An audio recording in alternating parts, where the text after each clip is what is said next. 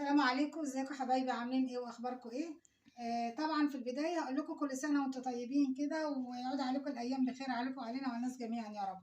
ففي الاول الكلام طبعا ما تنسوش الاشتراك واللايك وتفعلوا زر الجرس عشان يوصلكم كل جديد انا بعمله. وطبعا بدايه الكلام اللهم صل وسلم وبارك على سيدنا محمد وعلى اله وصحبه اجمعين. النهارده هعمل لكم اشتريات رمضان. جبنا حاجات لرمضان بقى، كل سنه وانتم طيبين. فاوريها لكم حاجه حاجه كده. طبعا في حاجات قديمه عندنا من السنه اللي فاتت خليناها طبعا، وبنجيب الحاجات اللي هي ايه ما عندناش، او كماله يعني نكمل بيها الحاجه. فهوريكم حاجه حاجه واللي يعجبكم ان شاء الله كده باذن الله تجيبوا منه. اول حاجه طبعا اي ست بيت يعني اهم حاجه عندها المفارش. فالمفارش طبعا تحت التلفزيون، على الترابيزات، على ممكن على الركن، على الكنب بتاع الانتريه او الصالون، بتحطي على الاركان او على الظهر بتاعها او على الترابيزه العاديه او على سفره. فالمفارش دي جميله جدا يعني بتحسسك اهي شكلها ده كده بتحسسك برمضان خالص الرسمه بتاعتها. فده كده شكلها زي ما انتم شايفينه كده، عليها رسومات رمضان وعليها طبعا بوجي وطمطم او الحاجات يعني بتاعت رمضان المعروفه. فالشكل ده جميل جدا، انا جبت منه كذا شكل فهتشوفوه دلوقتي مع بعض. ده كده واحد. ده الشكل التاني، كل رسمه بتبقى مختلفه في حاجه معينه يعني، بس هما تحس ان هما شبه بعض. اهو الرسمه دي كده زي ما انتم شايفينها كده. دي رسمه تانية، وفي رسمه التالتة برضو. هي الرسمه دي برضو مفرش تاني اهو زي ما انتم شايفينها. هي كلها تحس انها شبه بعض، بس هما مختلفين في رسمة يعني، ممكن عكسين الرسومات، المربعات عكسينها عكس بعض. فده كده المفارش اللي هي زي بعض. الخداديات دي برضو حلوة قوي وكله بيجيبها بصراحة ومطلوبة. فعليها رمضان كريم وعليها رسومات بتاعت رمضان. بتجيبي منها العدد اللي انت عايزاه. لبستي فيه الخدادية بتحطيها بقى على اللسان، على الكنب، على أي حاجة عندك. بصراحة جميلة وعملية قوي وحلوة. اهي زي ما انتم شايفينها دي كده مكتوب عليها رمضان كريم، وشكلها فعلا يعني لو فرشتي الشقة الحاجات دي هتحسي ان الشقة رمضانية خالص. فكل ده بتجيبيه على رمضان. لو عندك حاجة طبعا بتكملي عليها. دي طبعا الخدادية دي الصغيرة زي ما انتم شايفينها كده، بصوا طرية خالص اهي قطنية كده. هي بتتباع كده على بعضها، مش تلبيسة. في ده برضو الخدادية دي اهي.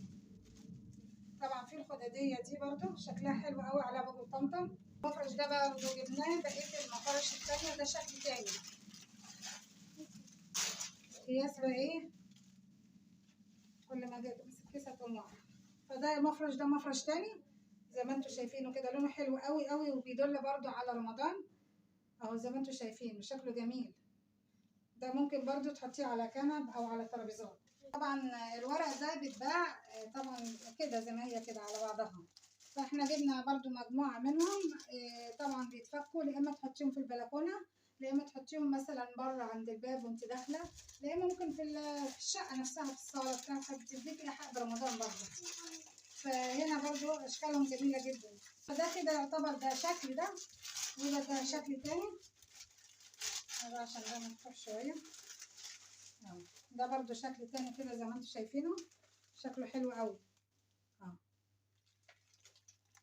فده بيتعلق برضو بيدي منظر جميل جدا ويديك الحاجة ايه برمضان. وعندك الشكل ده، الشكل ده برضو عليه طمطم ولا عليه ايه، معروض عليه برضو ايه رسومات رمضان جميلة جدا، اللي هي الحاجات الرمضانية. طبعا بصوا هنا شكل تاني، ده شكل تاني بيتلزق، بتحط فيه الحبل بين كل ورقة وورقة تدخلي فيه وتعلقيه ماشي. وده برضو ايه، ده شكل مثلثات بس قماش الوان، مش ورق زي ده قماش. وعندك ده برضو عبارة عن فوانيس، شكلها برضو جميل جدا بيدل على رمضان. بصراحة منزلين اشكال جميلة قوي، وكل ما تجيبي تبقى عايزة تجيبي تاني. دي بقى فرحة يعني ابنائك مثلا لما تجيب لهم الحاجات دي وتتعلق وكده. الشكل ده برضو جميل جدا زي ما انتم شايفينها كده كده، شكلها حلو قوي يعني بصراحة اشكال جميلة وخطيرة. الشكل ده برضو شكل تاني قماش مثلثات برضو شكله حلو قوي. بالشكل ده. الشكل ده برضو مقارب الاشكال دي، بس ده على قماش اخضر وده على احمر.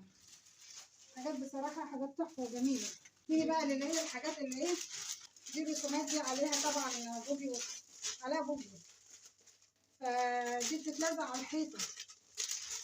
راح بتدي شكل برضو خطير جدا، وبتدلك على رمضان زي ما انتم شايفينها كده.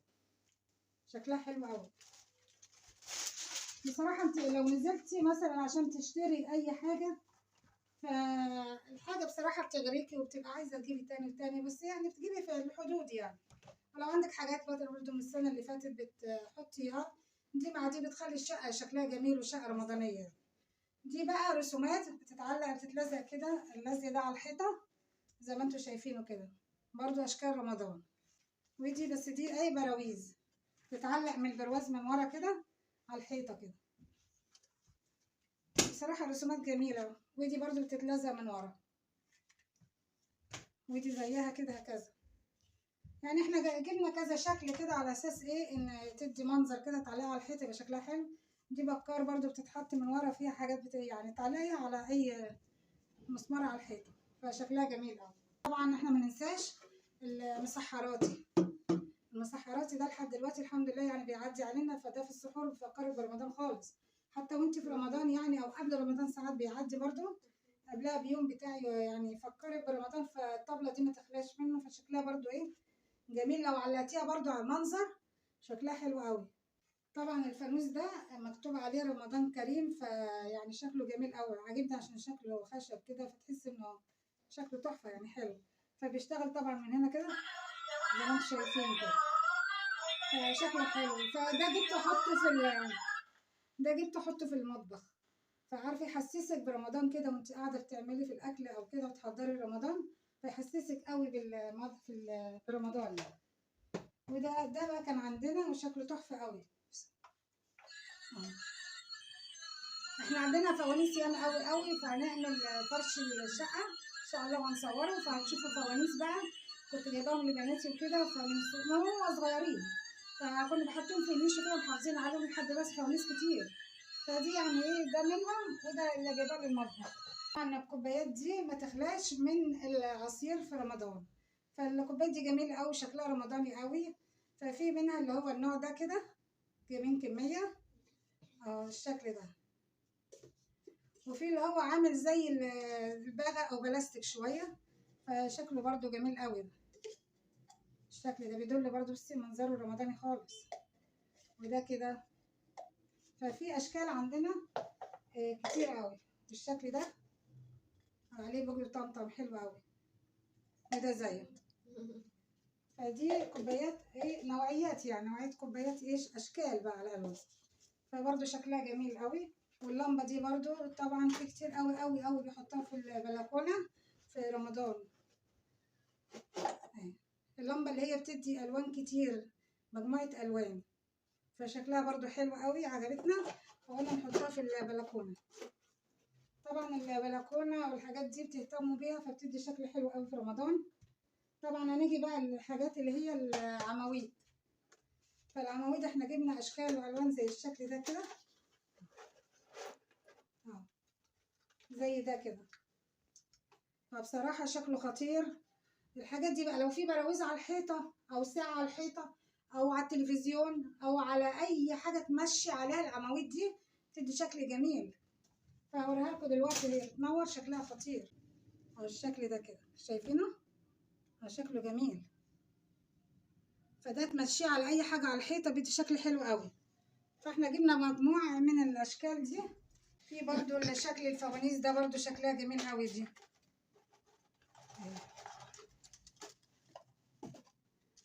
بصوا عاملين زي كلها فوانيس، فتدي شكل جميل قوي برضو لما تمشيها على الحيطان، او ممكن تحت ترابيزه التلفزيون زي ما انتم شايفين كده. شايفين شكلها طبعا بتتفرد وبتمشيها على اي حاجه، شكلها حلو قوي. طبعا الشكل ده برضو جميل جدا، ده شكل الهلال. الشكل ده برضو هلال بس كلها داخله في بعضها بتتفك كده اهي زي ما انتم شايفينه. بصوا كده ازاي بتمشيها على تحت تلفزيون، على البلاويز، على الحيطان، على اي حاجه انت عايزاها، في البلكونه، في المطبخ لو عايزه تحطي حاجه، فشكلها حلو قوي الهلال ده.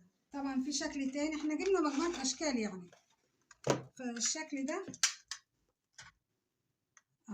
ده بقى الفيشه بتاعته اهي اللي بتحطي فيها، وفي الاخر خالص لو في واحد تاني زي ده بتحطي فيه الفيشه كده كده، وتكملي ممكن تلفي بيها الشقه كلها عشان في الاخر توصليه فيشه الكهرباء، فبتكمل لك في بعضه يعني لو عندك واحد تاني بتحطيه في قلب يعتبر زي المشترك او فيشه من الناحيه التانيه. ده زي ما انتم شايفينه، بصي بتدي مجموعه الوان ازاي، شكلها خطير وجميله جدا. فاحنا جبنا تشكيله يعني يعني كل واحد مختلف عن التاني. الشكل ده بقى شكل مختلف خالص غير الاشكال التانيه، فبصراحه شكله جميل قوي.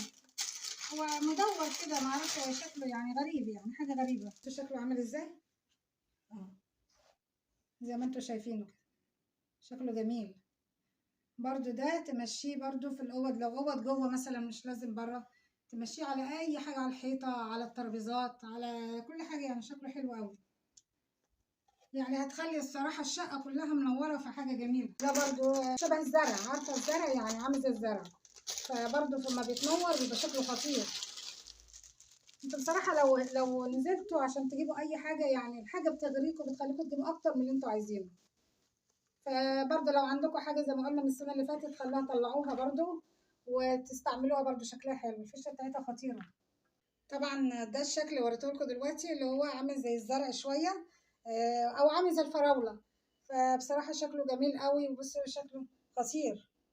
فالحاجات دي كلها لما تطفي بقى النجف او الانوار الكبيرة وتولعي الحاجات دي، بيبقى شكلها خطير وجميل قوي، حاجة تريح الاعصاب يعني. طبعا الليد ده معروف، يعني انت لو سألتي على الليد هتلاقيه. فده احنا بتجيبي بالمتر، فده جبناه على بعضه كده. ده ممكن تمشيه في البلكونة، لو احنا عندنا الجدار بتاع البلكونة ممكن تمشيه عليها كده، او على الحيطان، او تحت المطبخ، دواليب المطبخ بتدي شكل حلو قوي. فوريهولكوا برضو هنشتغل زي ما انتم شايفين كده، خطير جدا برضو. ده اسمه الليد، ده غير الفروع التانية اللي هي الانوار اللي انا وريتها لكم، ده حاجة تانية. فده بالليد يعني بيتباع بالمتر، فبرضه شكله جميل لو مشيتيه على الحيطة، تحت دواليب مطبخ، تحت أي حاجة، بتدي شكل جميل. فاضل بقى عندنا الشكل ده برضه، شكله جميل قوي، حاجة بصراحة شكلها رقيق قوي. اوريهولكوا برضه وتشوفوا شكله ايه.